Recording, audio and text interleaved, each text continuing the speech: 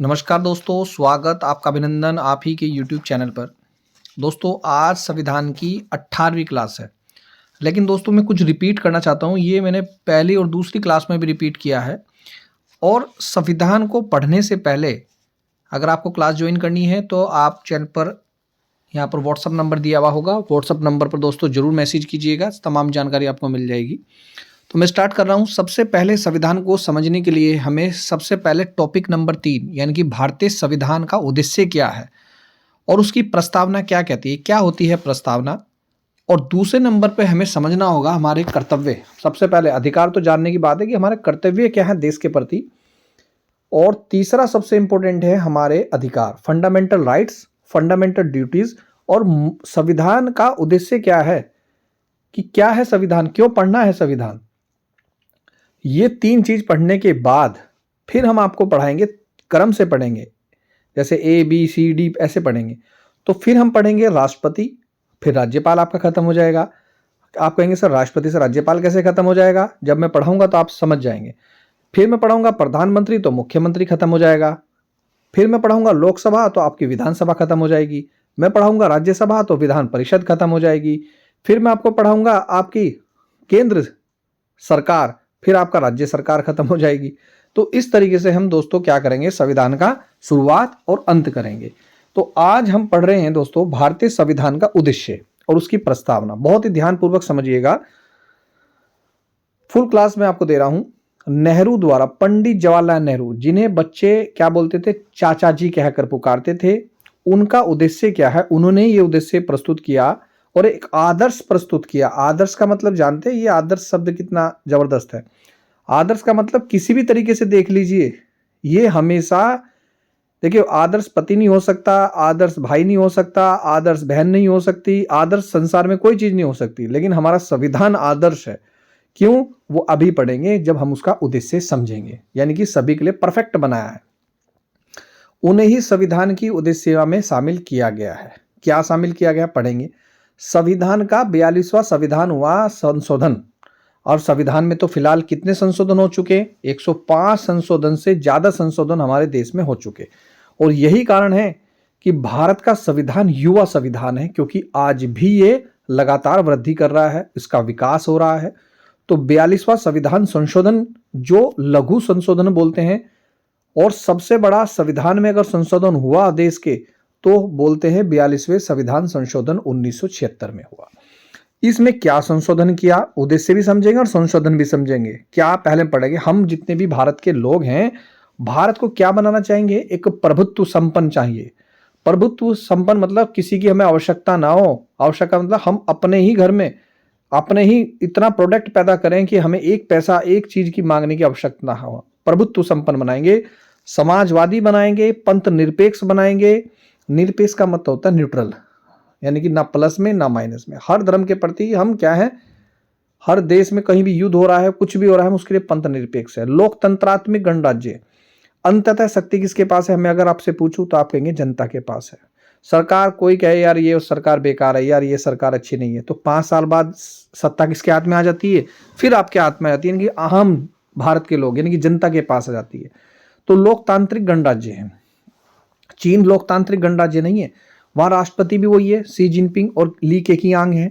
तो चीन नहीं है तो कौन, रूस भी नहीं है, लेकिन भारत है लोकतांत्रिक गणराज्य। यहाँ पर अंततः शक्ति लोगों के पास है, उसके समस्त नागरिकों को ये चीज रटनी पड़ेगी। भाई साहब ये सुनने बहुत आसान लगेगा, पर एग्जाम में यहीं से क्वेश्चन उठेंगे। मैं बताऊंगा कैसे कैसे क्वेश्चन उठेंगे। 3 प्रकार के न्याय देता है हमारा संविधान। कितने प्रकार के न्याय देता है, सामाजिक, आर्थिक, राजनीतिक न्याय। विचार, अभिव्यक्ति, विश्वास, धर्म और उपासना की स्वतंत्रता।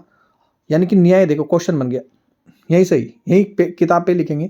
3 प्रकार के न्याय हैं, सामाजिक न्याय, आर्थिक न्याय और राजनीतिक न्याय।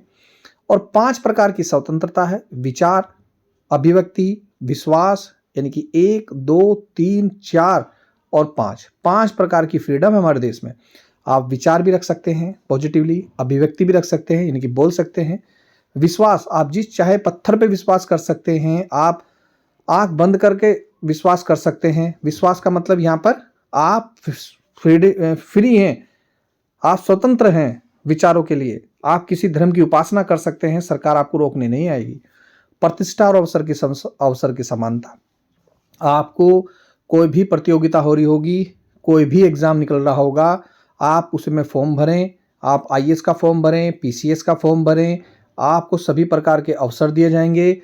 जो बंदा फर्स्ट आया है, अगर उसको 1 लाख रुपए सरकार दे रही है तो आपको भी 1 लाख रुपए देगी। समझ रहे मैं क्या बोलना चाह रहा हूं? अगर कोई छात्रवृत्ति सरकार इसको दे रही है तो दूसरे को भी देगी। तो ये है प्रतिष्ठा अवसर की समानता देगी। तो 5 प्रकार की स्वतंत्रता हमारे भारतीय संविधान देता है और 3 प्रकार का न्याय देता है प्राप्त करने के लिए। उन सब की व्यक्ति और गरिमा और राष्ट्र की एकता और अखंडता सुनिश्चित करने वाली बंधुता को बढ़ाने के लिए दृढ़ संकल्प होकर अपने इस संविधान सभा में आज तारीख, ये 26 नवंबर का दिन जरूर याद रखिएगा, 26 नवंबर को मनाया जाता है संविधान का दिवस। मिति मार्गशीर्ष शुक्ल सप्तमी संवत 2006 विक्रमी। ठीक है, हम विक्रम संवत के हिसाब से चलते हैं, शक संवत के हिसाब से चलते हैं। हमारा जो कैलेंडर है तो आप कहेंगे शक संवत के हिसाब से चलते हैं भैया। किसके हिसाब से चलते हैं? शक संवत। शक संवत कितने ईयर्स का होता है? 78 ईस्वी। और विक्रम संवत कितने का होता है? 57। नोट कर लीजिएगा, 57 तो होता है विक्रम संवत और 78 होता है आपका। जब हिस्ट्री पढ़ाऊंगा तब समझ आएगा ये है चीज क्या। फिलहाल इतना याद कर लीजिएगा। तो 26 नवंबर हमारा संविधान दिवस हो गया। संविधान को अंगीकृत करते हैं, अधिनियमित करते हैं, आत्म अर्पित करते हैं। तो हमने क्या पढ़ा संविधान में? हमें 5 प्रकार की स्वतंत्रता है, 3 प्रकार के न्याय हैं, 2 प्रकार के अवसर हैं, ये हमने पढ़ा। 26 नवंबर को संविधान दिवस है तो ये हमने पढ़ा। अब पढ़ेंगे प्रस्तावना। जिस प्रकार कोई सेंटेंस लिखने के लिए, कोई शब्द लिखने के लिए अक्षरों का ज्ञान होना जरूरी है, उसी प्रकार इस उद्देशिका को जो आपने पढ़ा, जो संविधान का उद्देश्य है, प्रस्तावना को भी पढ़ना जरूरी है। अब प्रस्तावना तो बहुत बड़ी है, नहीं सब पढ़ी जाएगी, लेकिन उसकी मुख्य बातें हम पढ़ेंगे। प्रस्तावना की मुख्य बातें यानी कि संविधान की उद्देश्य को समझने के लिए हमें प्रस्तावना भी समझनी होगी। क्या है प्रस्तावना? संविधान की प्रस्तावना की संविधान की कुंजी यानी कि स्टार्टिंग पॉइंट, कुंजी, उसकी आत्मा कहा जाता है। प्रस्तावना संविधान का आरंभिक अंक होते हुए भी कानूनी तौर पर उसका भाग तो नहीं माना जाता, भाग नहीं है, पर उसको समझाएगा वो। देखिए क्या समझाएगा। प्रस्तावना के अनुसार संविधान के अधीन समस्त शक्ति व केंद्र बिंदु स्रोत क्या है? भारत के लोग हैं, जो मैं आपको समझाना चाह रहा हूं। अगर पेपर में आ जाए कि संविधान का सबसे मुख्य स्रोत क्या है, शक्तियां किसके पास हैं? राष्ट्रपति के पास है, राज्यपाल के पास है, प्रधानमंत्री के पास है? नहीं, किसके पास है? बिल्कुल, वेरी गुड, भारत के लोग, हम जनता के पास है। प्रस्तावना में एक लिखित शब्द है हम भारत के लोग। इसका मतलब क्या है? इस संविधान को अंगीकृत करते हैं यानी कि मानते भी हैं, अधिनियमित करते हैं, नियमित उसके नियम के अकॉर्डिंग चलेंगे। अधिनियमित का मतलब, देखो, नियमित का मतलब होता है जो नियम होते ही हैं, जो आपको पता ही है। अधिनियम का मतलब है जो रिकॉर्डेड रखे गए हैं, साक्ष्य के रूप में रखे गए हैं, अधिनियमित किए गए हैं। और आत्म अर्पित करते हैं किसको? संविधान को। भारतीय लोगों की सर्वोच्च पर संप्रभुता का उद्घोष करते हैं। अब प्रस्तावना को न्यायालय में परिवर्तित नहीं किया जा सकता। यह निर्णय कब लिया गया भैया? यूनियन ऑफ इंडिया था एक, और किसके साथ केस लड़ रहा था? मदन गोपाल 1957 में। क्या घोषणा हो? यानी यदि सरकार कोई नागरिक प्रस्तावना की अवहेलना करता है, उसकी रक्षा के लिए हम अदालत की सहायता नहीं ले सकते। अभी धीरे धीरे पढ़ेंगे, समझ में आएगा। यहाँ पर कुछ विवाद हुए, जैसे बेरूवाड़ी यूनियन व बेरूवाड़ी एक जगह का नाम है, वहां पर विवाद हुआ 1960 में। हमें नहीं पढ़ना बेरूवाड़ी वाद है क्या, फिर भी अगर मैं समझाऊं तो भैया देखिए, जितना भी आपने संविधान का उद्देश्य पढ़ा, 5 स्वतंत्रता पढ़ी, कितनी पढ़ी स्वतंत्रता? 5। कितने प्रकार के न्याय पढ़े? 3। कितने प्रकार के अवसर पढ़े? 2। क्या इनमें चेंज हो सकता है? क्या संविधान के मूल ढांचे में चेंज हो सकता है? क्या हम कभी संविधान की जो आत्मा है, जो संविधान जिस पर बना है, जो जड़ है, जो नींव है, क्या उसमें चेंज हो सकता है? तो आप कहेंगे नहीं। ये कब हुआ? ये हुआ केशवनाथ भारती बनाम केरल राज्य। केरल में केस हुआ, केशवानंद थे, और 1973 की बात है। प्रस्तावना संविधान का अंग माना गया, इसलिए विधायिका संसद उसमें संशोधन कर सकती है। आप कहोगे सर संशोधन तो कर सकती है, आप कह रहे संशोधन नहीं कर सकती। जी हाँ, संशोधन कर तो सकती है, पर ऐसा संशोधन कर सकती है जिससे उसके मूल स्ट्रक्चर में चेंज ना हो। समझ गए क्या कहना चाह रहा हूं? जो हमारा जैसा घर है, नींव पर टिका है, तो उसके नींव में हम क्या चेंज कर सकते हैं? बिल्कुल हम चेंज कर सकते हैं, पर नींव में ऐसा कोई चेंज नहीं कर सकते जिससे बिल्डिंग ही धूल धड़ाम होकर नीचे गिर जाए। समझ रहे? अब आगे पढ़े। केशवानंद भारती बनाद में सर्वोच्च न्यायालय ने मूल ढांचे का सिद्धांत यानी कि थ्योरी ऑफ बेसिक स्ट्रक्चर दिया, जिसे प्रस्तावना का मूल ढांचा माना गया। किसने दिया था? केशवानंद भारती बाद में। जैसे जैसे संविधान पढ़ेंगे ना दोस्तों, आप यकीन कीजिएगा, शुरू की क्लास चाहे पढ़े आपको समझ में आ रही हो या कम आ रही हो या अच्छी आ रही हो, जो भी है, जैसे जैसे मेरे पास संविधान पढ़ेंगे उंगलियों पर रट जाएगा पूरा संविधान। अभी पढ़ते रहें, पहली क्लास है, पेशेंस रखिएगा, पूरा संविधान आपके दिमाग पे चढ़ जाएगा। तो केशवानंद जी कह रहे हैं जब उनके केस का फाइनल डिसीजन हुआ तो उन्होंने क्या कहा, जो मूल निकला, उन्होंने कहा भैया चेंज तो आप कर सकते हो संविधान में, हमारे देश में संविधान में चेंज हो सकता है। कोई कह रहा है ये हिंदू राष्ट्र बनाएंगे, कोई कह रहा है ये मुस्लिम राष्ट्र बनाएंगे, तो आप ही बताइए क्या बन सकता है? नहीं बन सकता।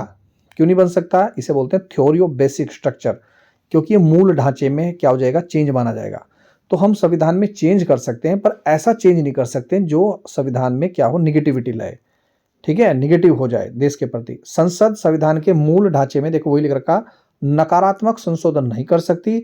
स्पष्ट है, संसद ऐसा संशोधन कर सकती है जिसमें मूल ढांचे का विस्तार हो और मजबूत, यानी कि हम अपने मकान की नींव में ऐसा चेंज तो कर सकते हैं जिससे हमारा मकान और ज़्यादा मजबूत हो जाए, और ज़्यादा स्ट्रॉन्ग हो जाए, पर ऐसा चेंज बिल्कुल नहीं कर सकते कि जिससे बिल्डिंग को क्या हो जाए, खतरा हो जाए।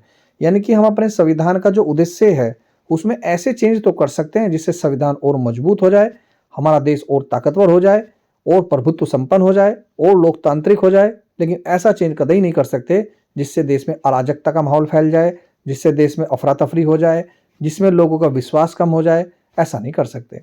तो यही है बेसिक स्ट्रक्चर ऑफ क्या थ्योरी। किसने दी थी? केशवानंद भारती बनाम केरल राज्य 1973 में दी थी। और उसमें ही कहा गया कि संविधान में संशोधन हो सकता है, तो आप कहेंगे यस हो सकता है। और क्या नहीं हो सकता? उसके बेसिक यानी कि मूल ढांचे में संशोधन नहीं हो सकता, बाकी सब जगह संशोधन हो सकता है। यही मैं पढ़ा रहा हूं। तो हमने संविधान का उद्देश्य पढ़ा, और हमने क्या पढ़ा, आगे पढ़ेंगे 42वां संविधान संशोधन। क्या जोड़ा? 42वां संविधान संशोधन 1976 के द्वारा हमने 3 शब्द जोड़े थे, समाजवादी, धर्मनिरपेक्ष और राष्ट्र की अखंडता शब्द जोड़ा। क्या शब्द जोड़ा? राष्ट्र की अखंडता शब्द जोड़ा। ठीक है, एक तो इस अखंडता, ये शब्द जोड़ा हमने, ध्यान रखना, राष्ट्र की अखंडता।